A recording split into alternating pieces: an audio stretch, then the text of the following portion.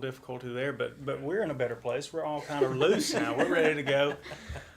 So I'm going to start over in case you're just freshly joining us. This is week 4 in our Wednesday night roundtables here at Locust Fork Baptist Church. Conduct in Chaos. This is response to social media part 2. I want to go ahead and announce our service for this coming Sunday. It's only 10 o'clock. We were having 8 and 10, but this week for our patriotic service, 10 a.m., one service only this Sunday. So at the church, just want to plug that in. And then I'd like to introduce our guests again. That's right. So we have Pastor Randy here with us.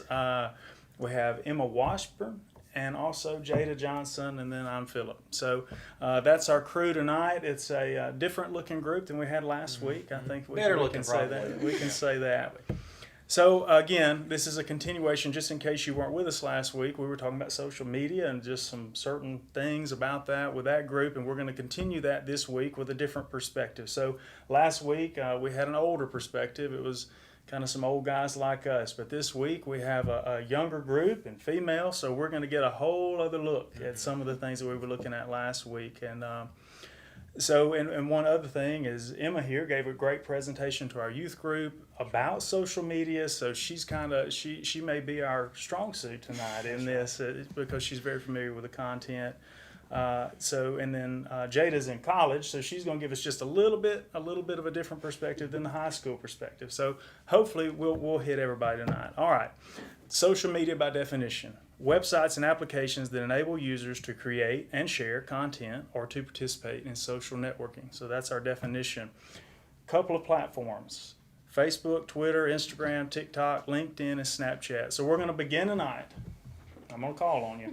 You got 10 seconds to just give our viewers tonight may not know what these applications are. So 10 seconds, I'm going to call on you. So Jada, Facebook.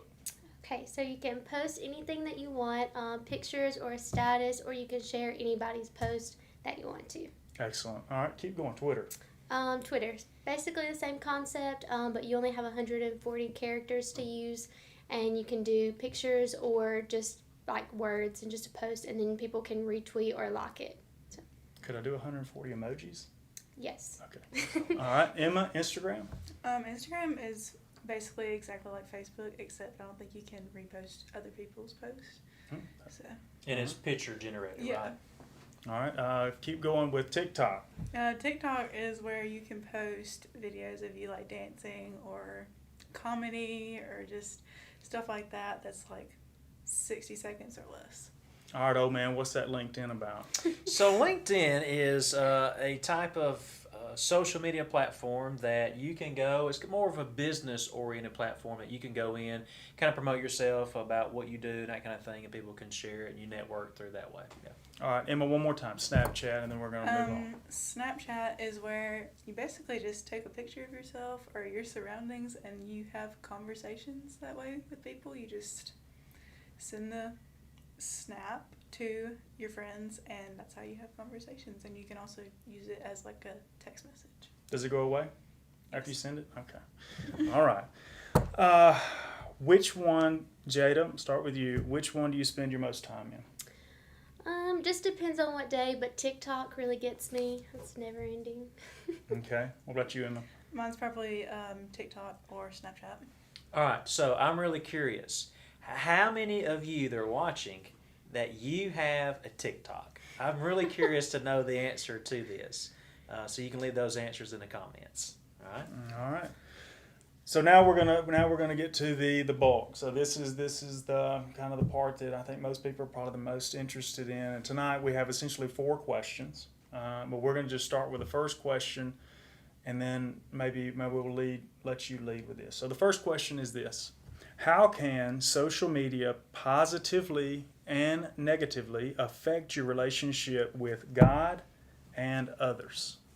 I think positively, social media is a good platform for us to reach out to other Christians if we are struggling ourselves to find maybe answers to a spiritual problem that we're having in our life, or even to help encourage other Christians if we know the answer. So like it works both ways with helping and getting help.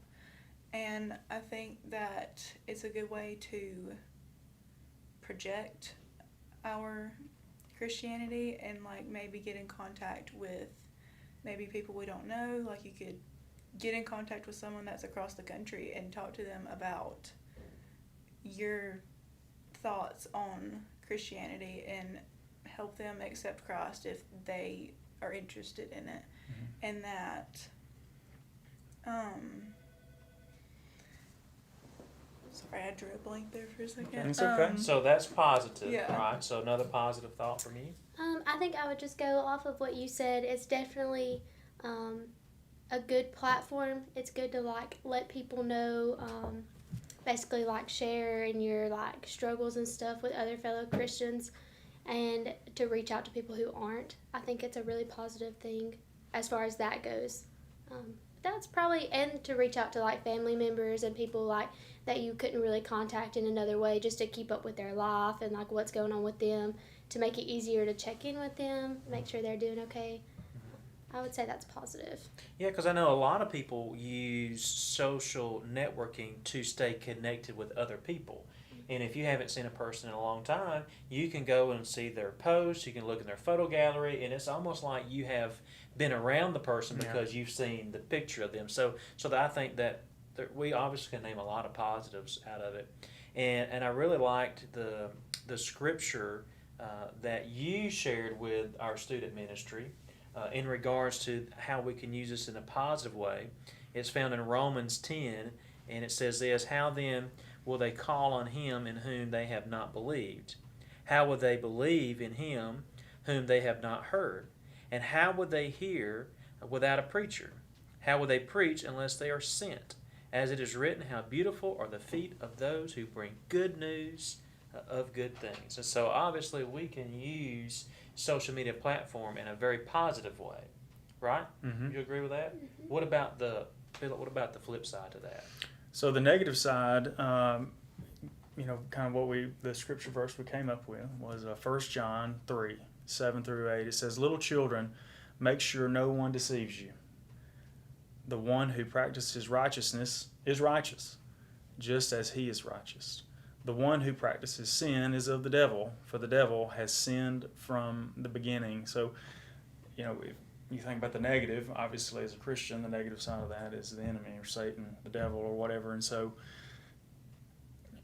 we make that choice of however, is that response going to be negative? Is that response how's it going to land? Is it going to build up Christ, or is it going to break that down? And so that negative side, we see that.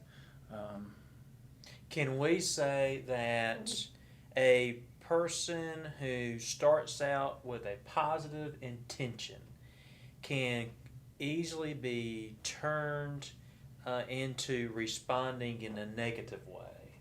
Yeah, I think because you can probably get frustrated with how, if you don't get the response you were expecting, because I feel like we plan out these conversations when we comment on stuff or we repost stuff. We plan out these conversations and how it's going to go, and then it doesn't go how we wanted it to, and then we get frustrated or we don't know how to respond to what the other person said, so we just lash out at the person that we were initially trying to have a good intention towards and just help them, and instead we do the opposite.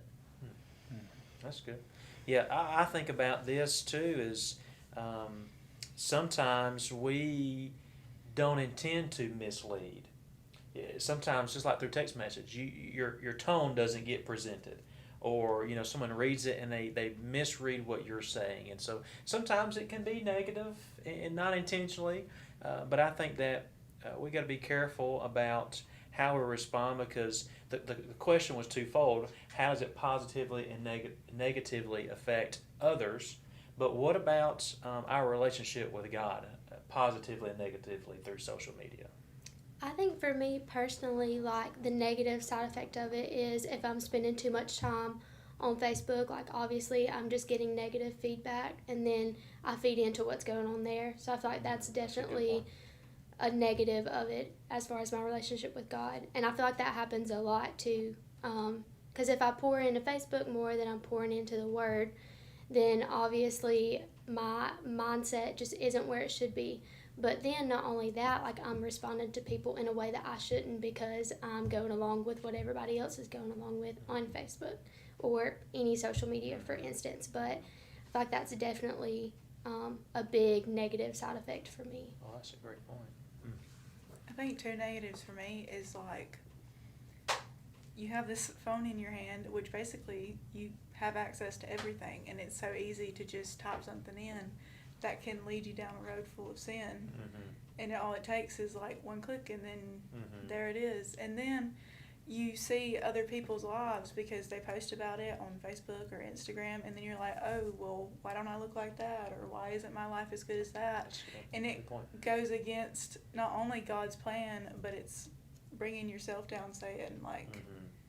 I'm not the and- creation, I'm not what God wanted me to be, stuff Mhm. like that. And He's probably just like, I made you. Like, Cut it if out. if I Stop believe it. in you, why can't you believe in yourself? You know. Mm-hmm. Mm-hmm. That's a great Yeah, word. yeah, that's good. Yeah, that is, and you know, and how often, I mean, you know, really, if the truth was told, how many times is that even reality? You know, these things that we get tore up about because we don't have that, or we don't, you know, our life's not at the beach this week, or whatever, you know, you know, how much of some of that stuff is even true?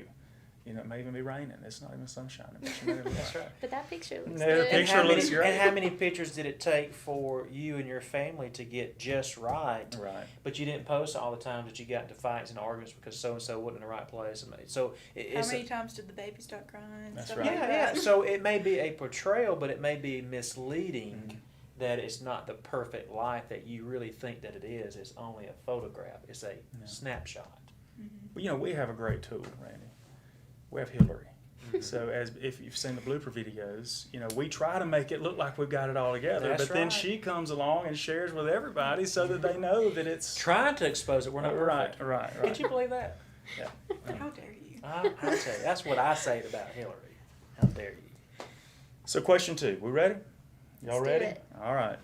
Walk us through the process of making a post or responding to a post. So I'm not gonna silo this into any certain media. Your choice here. You're the ones responding.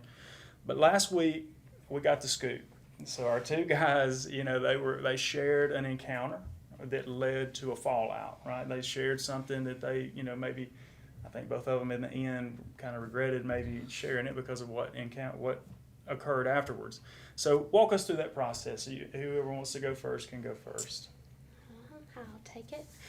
Okay, so basically with me, the way that I am, I don't post a lot, so mine would probably be more of the responding, and I look at it and I'm like, okay, this is what I want to say, and then I have it topped up, and I'm like, man, like, are they gonna take that the right way? Or are they gonna be like, wow, she's kind of being a little sassy? Yeah. So then I erase it and I retype Guilty. it, and then by that time I'm like, it's not even worth it. They probably don't even care what I have to say. Mm. It's probably gonna do more harm than good. So then I just erase it and go on, keep scrolling to the next one, see what happens there, Moving on. see if it's comment worthy. But that's about it for me. That's a good perspective. I mean, I'm kind of like Jada. I don't really post a lot. I'm kind of the responder. And I always try to be respectful of other people's views on things, because just because they're not my views doesn't mean they're necessarily wrong. Mm-hmm.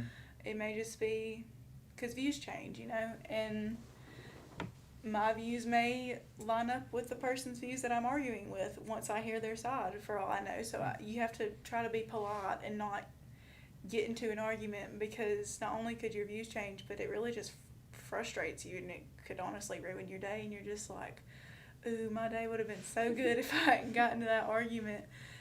But and like, especially with stuff going on in the world, I try not to like repost or anything, just because I don't want to stir up stuff between other people either by posting something. So All right, well, let me ask you this. Do you feel obligated to, when you see something that someone, either someone has posted something, do you always feel like you are obligated to respond or answer or interject your thoughts or do you find that you have more freedom to not respond at all and just stay silent in the matter? How do you feel in those moments? I think especially when I see stuff about like, it doesn't have to be a certain situation. It's just, if I don't agree with it, I'll be tempted to respond to them. But I also know like, they probably won't even remember the conversation the next day. Mm-hmm. So do you think people see you as weak by not responding and taking a stand? I don't think so. I think it's more of just I have my own views, you have your own views. Let's just respect each other and not force each other to get involved with everything in the world. Mm-hmm. Mm-hmm. What are your thoughts? I think I feel better not responding, and like I don't feel like it's like guilty for it. Like people don't think that I like stand for something if I don't respond. But I just find it really hard to like once you respond, you just open up the possibility for argument, and then you're not going to win anybody over. If you come to them pointing out that your views may not line up with them, then that's not going to open up, 9 out of 10 times, that's not going to open up a conversation that is like worth anything positive. It's mainly, in my opinion, going to open up something that is just better to stay out of. So I don't necessarily feel guilty. I just feel like it's better to keep my mouth shut sometimes because that keeps my relationship with them good. And then I think it's just all about building relationships. And I think that social media ruins that sometimes when you're fast to like react to something you don't agree with. Then you don't really have that foundation to build that relationship on anymore if you got in a fight with them over comments on Facebook. I got you. All right, so both of you are relatively passive, I guess, when it comes to your response. Now, I know someone else who is a little more confrontational, and that's Philip. Hillary? Oh. And so, Philip, so this question for you too is do you feel obligated to address something, or do you feel like that staying silent on the matter means that you are for or against it? Like, what are your thoughts with that? How much time we have left? All right. So, I guess to be quick, my personality is to respond. I want, it's just the way that I'm made. I mean, if I don't like it or I think you're wrong, not necessarily that you're wrong because you've come to that conclusion, but because you came to that conclusion because you were misinformed, right? Like I think you got there going on the wrong road, right? If you would have had the right road, I don't think you would have went there. So in those times when I think that I have correct information, that's when I'm most passionate. When I'm like, no, we need to clear this up. But then some people don't want the right information. I mean, sometimes you can share the truth and they're like, look, I've got my emotion. I don't need your truth. Mm-hmm. You know what I mean? And so you just have to be careful. Like this week, I mean, I even had a Bible verse, and it was true. It was truth. I mean, it was Jesus said it, so that's truth.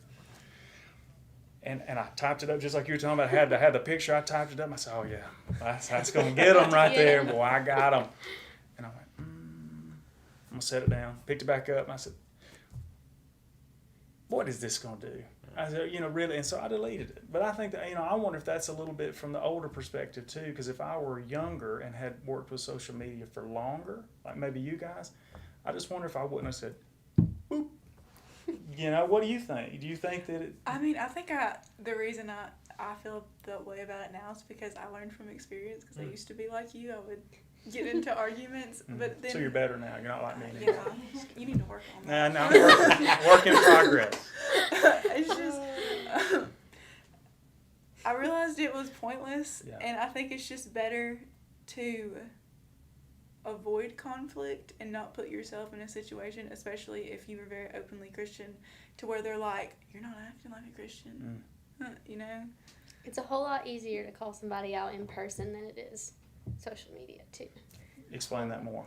So you can't really tell like people's tone when you're typing a comment. You don't know if they're going to take it as you being like rude or like sassy, even if you're just trying to be helpful and like just hit them with the truth or information, because you don't know, like when it's online, you don't know their intentions or their content. But if you're in person, like we could just have an easy, calm conversation. I could sense your tone and you could sense mine, and then Body language, the whole conversation would probably go way smoother than it ever could over social media, I think.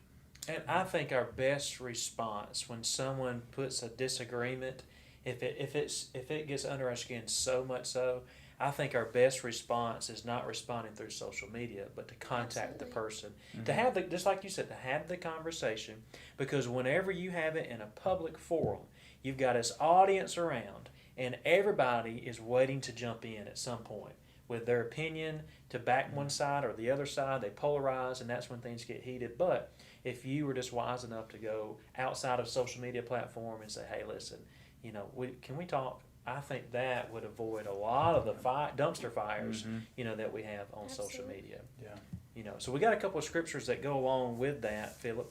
Got three real quick, and then we're going to move on. And this speaks to the silent. This speaks to the silent response or no response. Proverbs 17:28. Even a fool who keeps silent is considered wise. When he closes his lips, he is deemed intelligent. Proverbs 15:23. To make an apt answer is a joy to a man, and a word in season, how good it is. So that's speaking to when you do have a good, timely, hearty response, it can be joy for both parties, you and the other person. And then the last one is a quote by an unknown. Better to remain silent and be thought a fool than to speak and remove all doubt. I love it. That's one of my favorite quotes. All right, shifting gears as we come to a close here. How much time do you spend on social media each day? And just to preface this a little bit, we did spend a little bit of time evaluating screen time prior. So this is accurate data. And by the way, Hillary is in the lead. Yeah, that's right. That's right. She wouldn't tell us her weekly. That's right. We don't So- know what that means, but she wouldn't tell us. Yeah, so for you, what would you say? You looked at it, you know. I'm not gonna tell y'all the actual number, but it's up there, probably like 4 hours, and that's being really nice to Daily. myself. Yeah, Okay. daily. Should I show them the app? Yeah, wait. yeah, you can do that. So there's actually the way that we were taking our time and kind of calling each other out is you can go on your phone and you can go in iPhones. Yeah, iPhones, which I'm sure it's in Androids when you go to settings, but it'll be labeled under screen time or something close to that. I'm not going to show y'all time, but once you click on screen time, it basically sets up a chart for you and you can see all activity. And the really important thing too is that you can set like limits for your apps. Like if you know that you're spending way too much time on Instagram, Facebook, whatever, you can limit that and it like shuts it off for you having access of that. But that's all in your screen time settings. You're going to be really shocked when you look at it. Okay. I think a lot of people will. Yeah. What would you say? I don't know. I just, especially now, I will catch myself because you can just spend hours and then you'll realize the hours have gone by. 6 months ago, a year ago, what would you say? I don't know because I don't think I would have known that I would have a problem Okay. with social media Okay. at that point. I think I would have been like, well, everyone else is on their phone all the time. It can't be that bad, you know? It's just a thing we do. This is natural. This is what we do. Okay. All right. Well, that leads into the last question here. All right, Emma, you made a decision to take a fast from social media. You came to a point and you determined you were not in a good place for you. So you decided to take a fast. Could you close us out by quickly discussing why you did the fast and the lessons you learned from it? Okay, so the reason I decided to start the fast was because, like I said, I just realized I was like, okay, I spend so long on this little piece of plastic in my hand, and I'm basically addicted to it at this point because I stay up till like 3 a.m. just scrolling through stuff. And when I had first started thinking about it, I didn't take action immediately. Like I waited a little bit because I was like, okay, am I actually going to be able to do this? But because of that, I had noticed like out in public, just kids my age not talking to anybody, just sitting there looking at their phone. I had noticed my friends like just, even when they were hanging out with each other, just on their phones. And I'm just like, why aren't you talking to each other? Like, because we don't have forever. Like, Amen it's to that. it's gonna come and go real quick. So why aren't we appreciating it right now? So I decided to fast off of all social media for 40 days, and within that time, I saw small answers being prayed, or small prayers being answered. Like, even just, Lord, help me get through this day. And then there you go, like a calm, happy, whatever. And then, So you went to God and asked Him to help you as opposed to vegging out through social media. yeah, because something I came across whenever I was researching, like looking at stuff before I spoke to the youth, was fasting is best when we put all of our faith in God with our own human strength. So every time you are tempted to get back on the thing that you're fasting from, you just immediately take it to God, and that's what you do to like distract yourself from it, and then He answers and it's like, okay, you're good now. But the thing is there was a lot of spiritual warfare and temptation, and it doesn't even have to be social media. It could be food or a relationship that isn't good for you that you're fasting from, and so you're just like, well, maybe I'll just have like one slice of cake, or maybe I'll just text them or something like that. So, yeah. Did you have a lot of anxiety before you Yeah, and fasted? Something that when I researched social media is like teens that spend 5 or more hours on social media are 2 times more likely to be depressed. Wow. So like while I wasn't on social media, it was like calm. When I woke up in the morning, I was happy during the day, spend time with my family instead of so. Wow. That's good. So there are a lot of things I think that we can take away from these conversations, and Philip, you want to help us with that? 3 quick applications. First, be thoughtful and mindful of the amount of time you spend on social media. Jada shared with us a tool that we all have on our phone, and I think it's just good to monitor that and just be mindful. And maybe just a quick comparison, as opposed to the time you spend in the Word, how much time you spend on social media. Just do some comparisons, the things that you really feel like that you're passionate about. How do they line up? It's a great indicator of our influence. If you have that app, or if you don't download it, it tells you your screen time that you use on other applications.